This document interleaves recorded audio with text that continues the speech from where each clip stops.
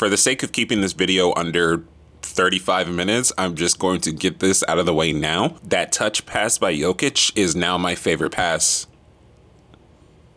this season. I could rant all day long, and I honestly, it just shows how quick and fast his mind works in situations on the floor where he's at the top of the key and then he sees it down low before he even gets. So Sunday, January 30th held home to arguably one of the best regular season matchups in the NBA on paper. The outcome did not indicate that that was the case, but nonetheless, it was Nikola Jokic, who is the MVP favorite right now, according to NBA.com. And Giannis Antetokounmpo, who is the second favorite for MVP this season. And as expected, both players put up phenomenal stat lines. Nikola Jokic had 18, 9, and 15 assists with 3 steals and a block on 7 of 9 shooting and only 4 turnovers. Meanwhile, Giannis on the other side had 29 points, 9 rebounds, 2 assists, a steal, and a block. Why are we talking about this game? I think it's pretty obvious. It's because Nikola Jokic only played 3 quarters and the Denver Nuggets won by 36 points. I'm going to say that again because I don't think people understand the magnitude of what just happened last night, because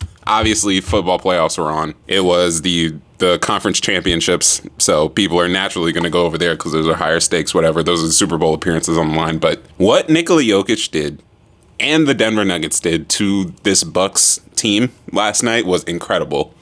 The game started off, it was pretty back and forth, honestly, despite it looking like Denver was playing a much better game. Defensively, they were on it. Their hands were very, very active. It was showing a lot that they came into this game with a little bit of a different focus, because though the Denver Nuggets have, I would say, probably 2 really good defenders in Jokic and Aaron Gordon, I would say the rest of the team is very, very not great at defense. Very below average. Despite, there are players on the roster who obviously put in that effort too and have some talent there. So they're not all bad, obviously, but they could have a lot more help on the defensive end, is what I'm saying. And they held the Bucks to 100 points.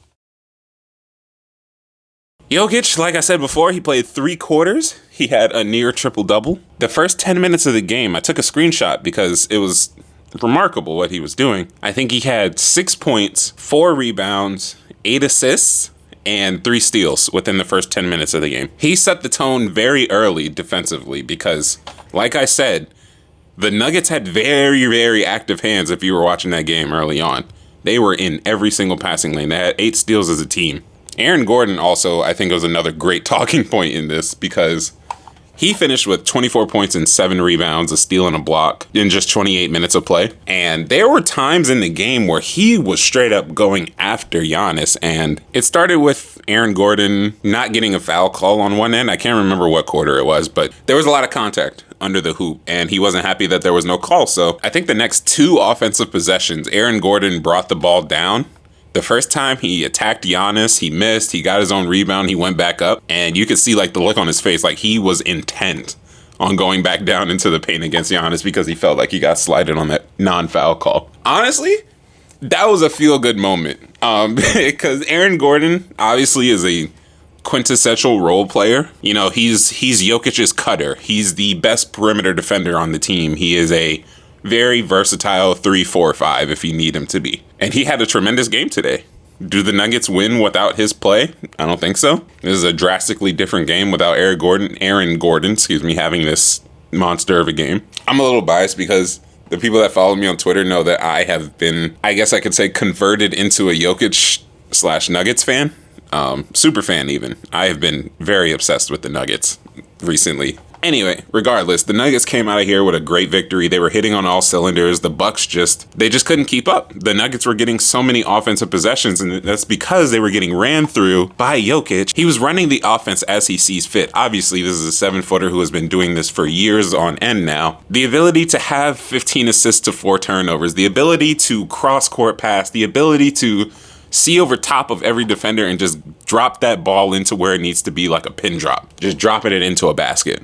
That's the type of game. This was a Jokic game. This was arguably one of the more meaningful Jokic wins in the past couple years because this was against Giannis without his 2 primary running mates. And the Bucks were healthy. The Bucks had Drew Holiday. They had Giannis. They had Chris Middleton, who, for whatever reason, only took 8 shots today in 26 minutes. The Nuggets played really good. It was a really, really great team win. And they were able to finally, in the Jokic-less minutes, hold their own against a team that is atop their conference. So, great win. Job done for the Denver Nuggets, and that is a job done for me as well. So thank you so much for listening to me ramble about the Denver Nuggets. Again, this was the first episode of Raw Thoughts on the channel. So let me know what you think. Let me know what you think about the Denver Nuggets in general, or Jokic and Giannis's MVP battle.